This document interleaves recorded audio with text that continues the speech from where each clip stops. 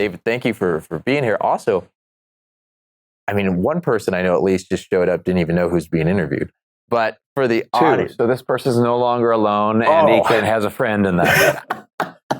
So for the audience, so could you give a little bit of background, a little bit more information on yourself? And actually, first for the audience, should we use the microphones or should we just speak? Microphones? All right. I don't think you'll have any trouble hearing me, but if you want, I can use a microphone. Testing. All right. Check. All right. David, could you give us a little background of yourself? I'm a fourth generation Californian, actually soon to be Floridian, because I have gotten regulated out of the state. They finally succeeded in regulating the family out after 4 generations. But fourth generation, my family was in farming and some real estate, but I got into venture capital and have been doing that for quite a while. I've done it in the U.S., have something active on most continents, have spoken around the world, whether being a panelist at the Nobel Peace Center during Nobel Prize Week, to speaking at the college university level in India, to speaking at private wealth conferences and sundry other venues. I've done a fair amount of that. I did at one point try my hand at producing, but that was the worst possible timing. My projects were a casualty of COVID, got in right before COVID. Only sector I've ever taken a bloodbath in. But hey, you win some, you lose some. I think timing was a big part of that. And I enjoy meeting interesting people because I have a very broad and eclectic network, which is often how a lot of my deal flow finds me. Okay, so let's go back to just kind of the question of, a lot of people have heard, family office, but most people don't know what a family office is. What's kind of the most basic definition of a family office? Well, I would start, before I define, I'm going to say, if you've seen one family office, you've seen one family office. I mean, if I were to say, there's a dog over there, am I talking about a Doberman Pinscher, a Chihuahua, a Great Dane? I mean, I know that's putting it very kind of cutesy, but if you it's going to be as individual as the family. Now, a broad overview would be a wealthy family will often form an entity to take care of their assets and also to preserve and to grow their wealth. But it can also take on other aspects like lifestyle, management, or other needs of that family. And how that is structured and what it all entails is going to be very specific to the needs of that family. Now, it could be organized, for a single family. That would be like a single family office or an SFO. Sometimes multiple families will come together as a multifamily office or an MFO, but it's going to be very bespoke a lot of the time. It sounds like it could be very simple or very complex. What are the needs? And especially as time has gone on, we live in a more complex world, and a lot of families that might have been more interested in just staying in the lane of their original family business are getting into other asset classes and interested in diversifying in various ways. So when they're looking to get into other asset classes, is it the family that's encouraging, or is it the advisors, the people that are working with them that might advise it? I'd say it's a little of both. And obviously, advisors are going to be pitching things to the people that are making those decisions. But people, I mean, wealthy people, I mean, sometimes you can get there from being very hardworking and diligent over the long term, and that is a key factor. But also, if you're going to keep wealth, you need to have some degree of intelligence and have some and acquire some degree of knowledge if you're going to keep that for any length of time, especially generations. So you're likely to want to keep abreast of changes in society and changes that might affect your bottom line. You're saying changes and to keep the wealth generation, how, I'm just kind of curious, how is a new generation kind of trained or educated? Is it special, I don't know, conferences, office events, or just more in the family kind of coaching? Again, that's going to depend somewhat also on family dynamics and how people choose to do that. But more so now, I believe, than before. There are more conferences around this kind of thing, and there are next gen kind of organizations as well. So, and sometimes remember, kids don't listen to their parents. Any parents here? Okay, I'm not a parent, but I know myself well enough and know enough people to know kids do not listen to their parents. So obviously, sometimes it's helpful to have some other resources there. And for different asset classes, I'm kind of curious, are startups of interest at all to some of the families? It's, again, depends on the family, but that is of increasing interest as a general rule. Direct investing is more and more common. Often you'll see a family might have started in one business and had a business and then maybe had a liquidity event, and maybe they'll keep it simpler at first, but there are so many different things now that startups are more on the radar of family offices. Why invest directly? Why not invest in a fund or a fund of funds? Well, funds do make sense also. I'm not saying that doesn't happen. I'm just saying it is more so now than at some times in the past, is my impression. Personally, I like direct deals. I'll jokingly say, I'm a cheap bastard. I like to, why would I pay 2 and 20 if it's something I can find myself and am well enough versed in to do that.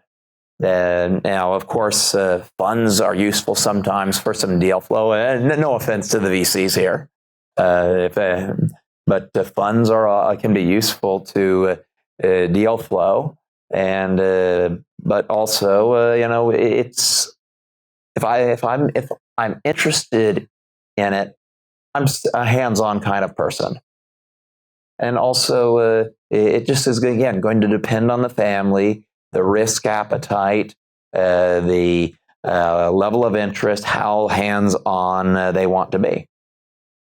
I'm wondering with the family itself. Well, one, I guess first question, what are the advantages of a startup going to a family office to seek funding versus a VC? Are there advantages or are there disadvantages?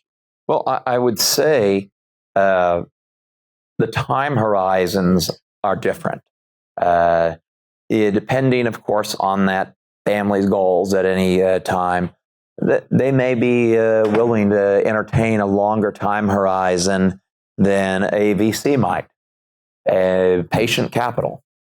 I would say also, depending on that family's sources of wealth, if they have expertise in a certain business, that their network might be very useful to that startup founder.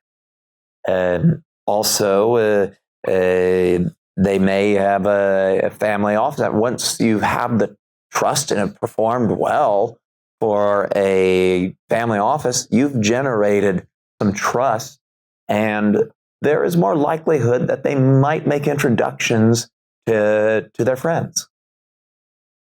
For that trust, for that relationship, how would a startup go about finding a family office? Because they're very hard to find on the internet, right? I mean, how do they go about finding the family offices out there? Well, first off, if you know one of them already, you're much better off. But if you don't, that's a little harder road sometimes. And what I would say is talk to people maybe who know them.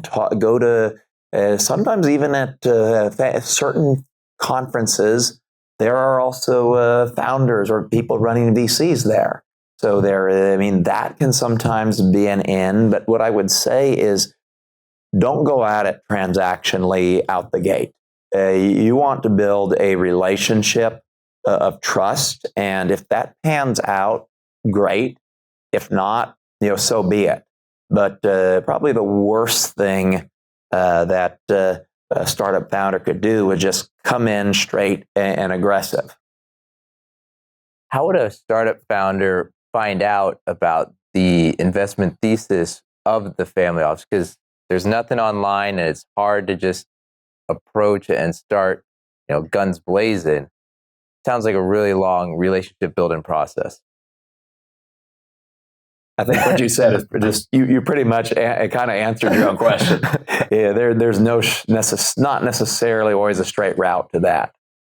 Now, if you know that someone is high profile, if they've founded something and exited from something, you'll probably have an idea about them. But if you're talking like a longer term, older family, that could be a different matter. Do VCs like to co-invest with family offices? I don't run a venture capital fund, so I'm going to have a little harder time answering that one. Okay, reverse it. Do you or family offices like to co-invest with VCs? I don't see a problem with co-investing with VCs. I think it can be synergistic and be useful because obviously startup companies need capital. Now, there are sometimes things where a company, maybe families might like to keep things in families rather than VCs because sometimes different interests or different time horizons. But I personally don't see there being an issue, especially if that VC is something that is bringing more than just money to the table, but is bringing expertise and possible relationships in the industry of that company. I think that is very useful, which is also something that families could do. I would add a VC fund that I advise, a company called Alpha Impact 8.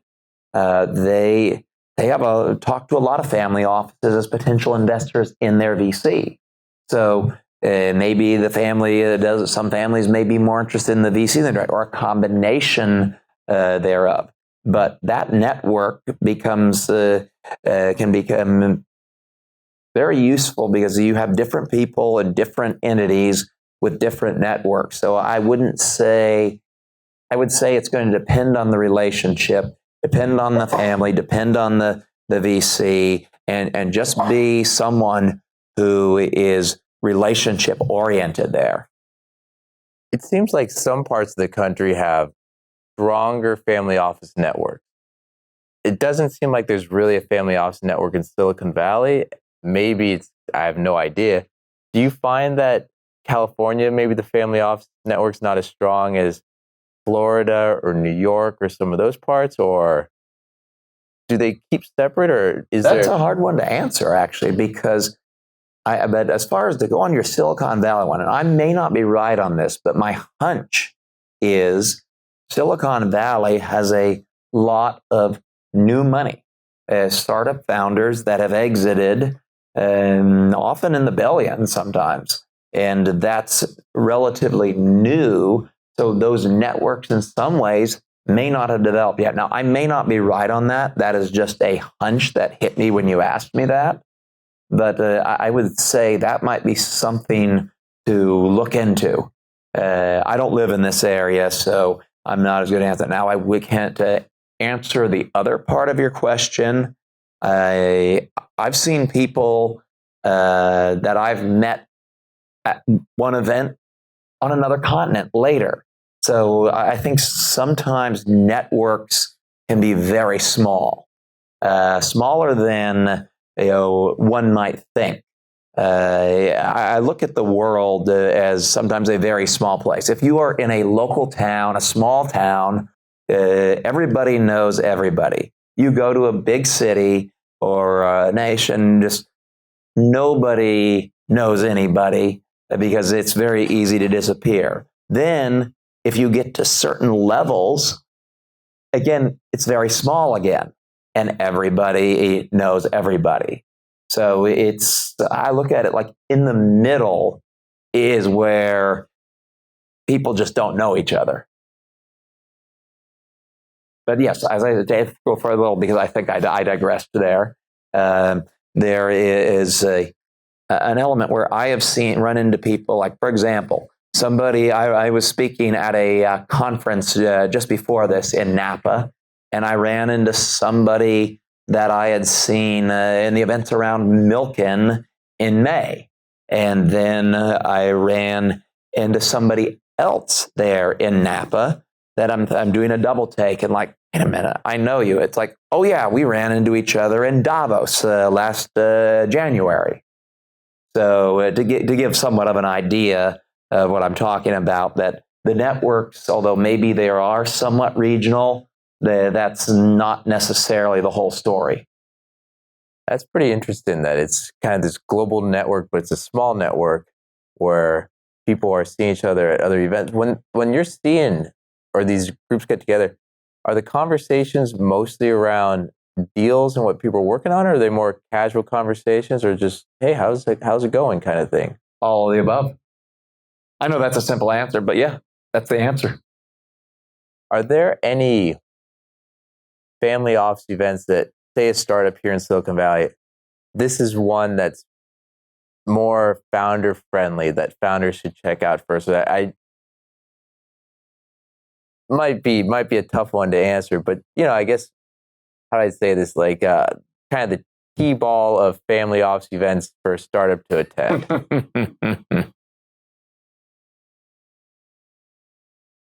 That one you've got, that one's a hard one to answer. I think the ones that are really strictly family office only, you're not going to get that invite.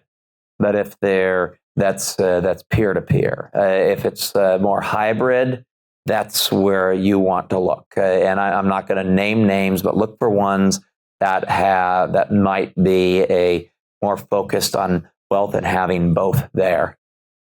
As to specific ones, I wouldn't say one's better than another on that.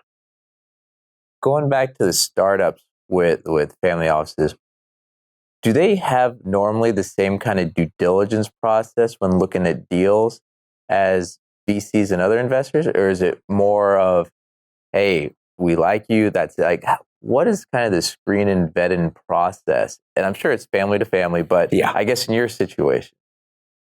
Well, if I'm going to talk to somebody about their company, I'm going to want to see some backup documentation, of course, and look at do my due diligence. But first off, I want to make sure I even like the person. Is why if I'm going to be in bed with that person for maybe as much as 7 to 10 years. Do I really want to spend my time with somebody that I maybe dislike out the gate? That doesn't seem like a great use of my time.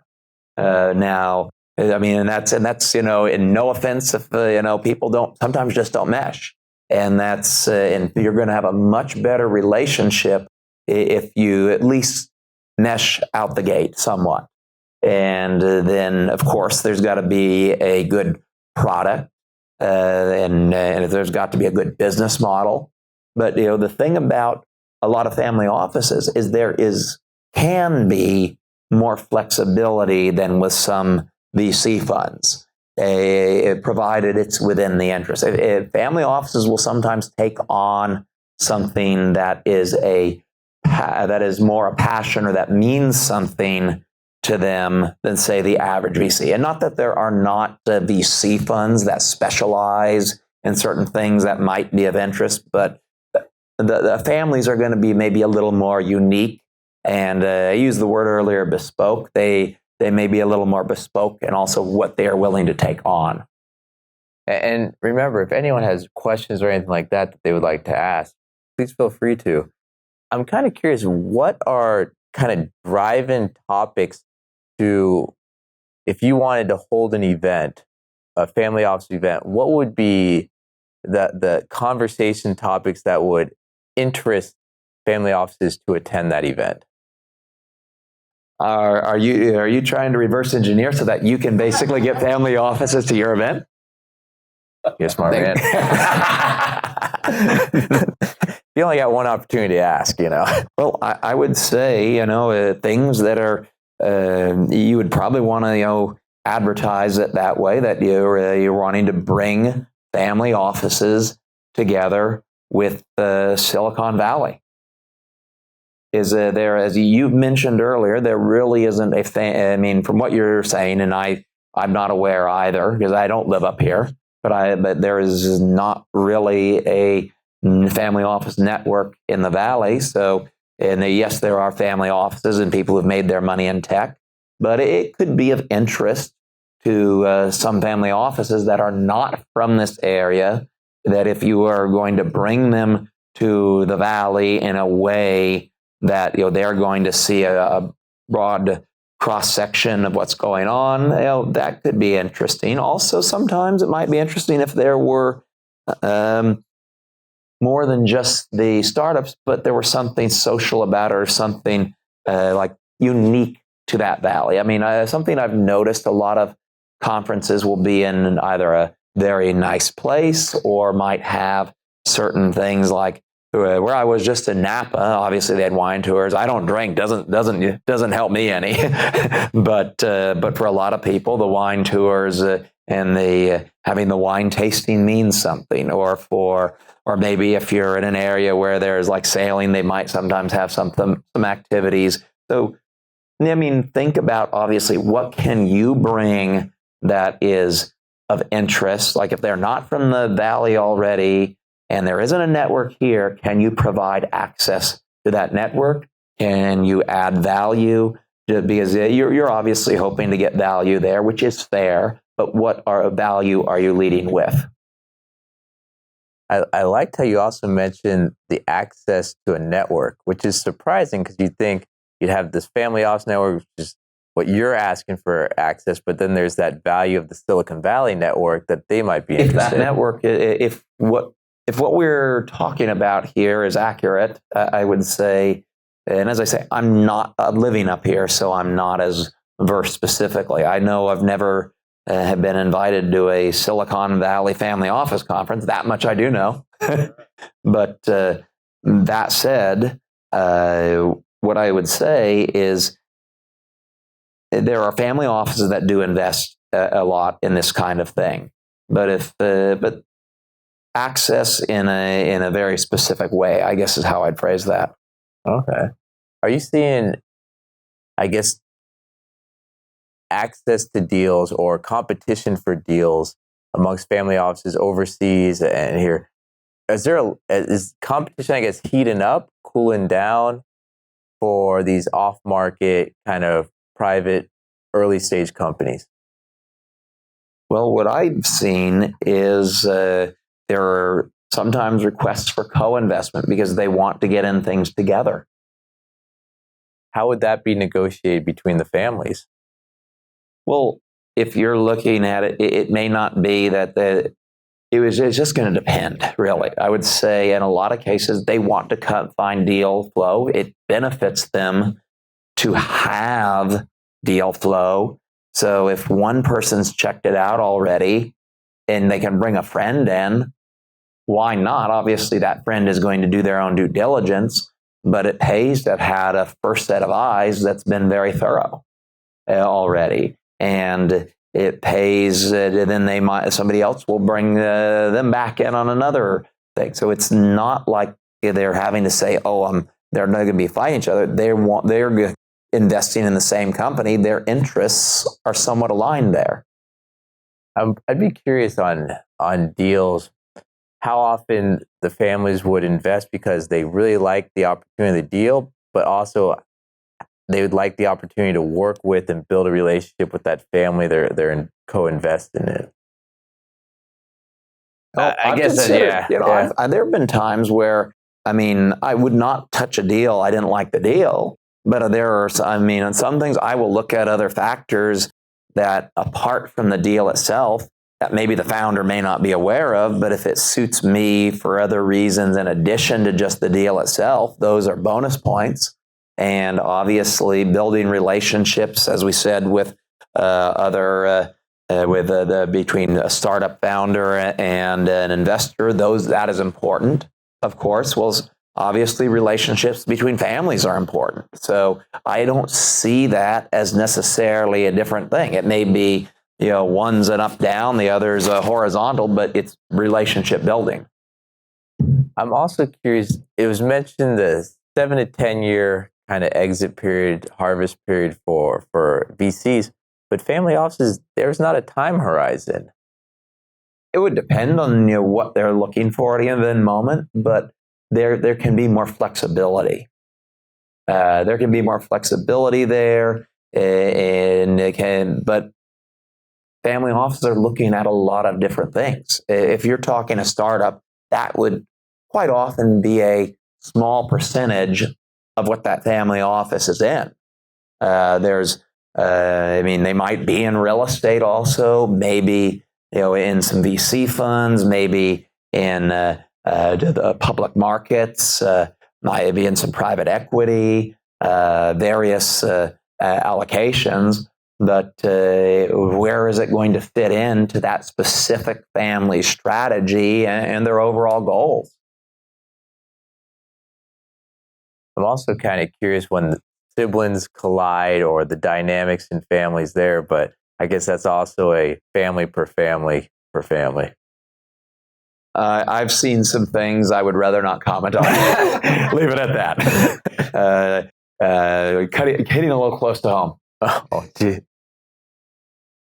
Well, with that, outside of the family hobby, spend your time. Martial arts? What outside of travel? I've done a little bit of martial arts. I like to ski. And obviously, you hit on the one traveling, but I find I like the outdoors.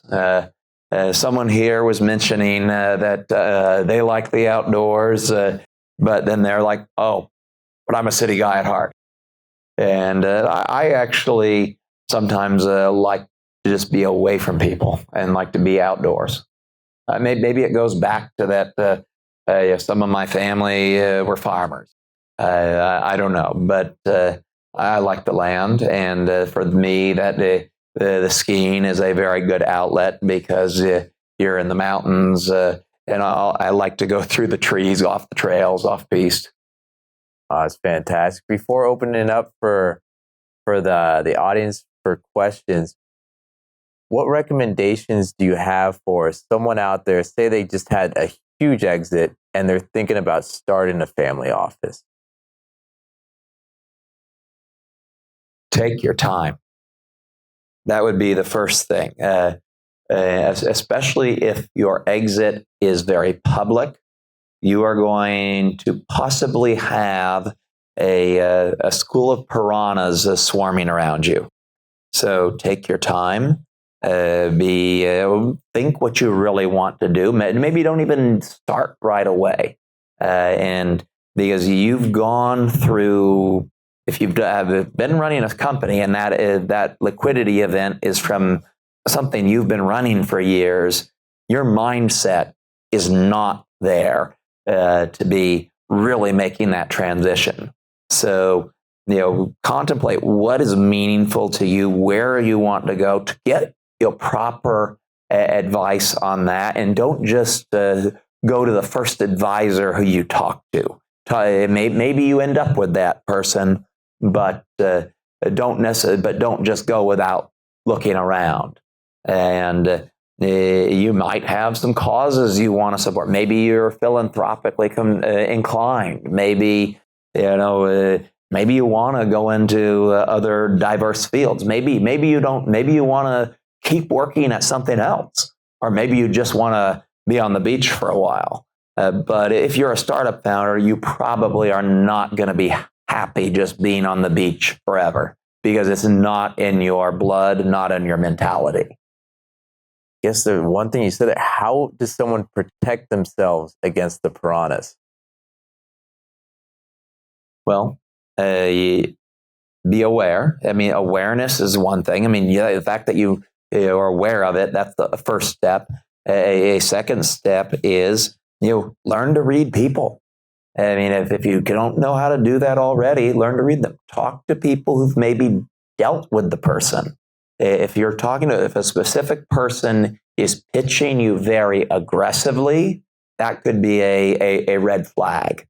If they're not willing to build that relationship, and if they seem like they really want to land that too much, I would say be careful.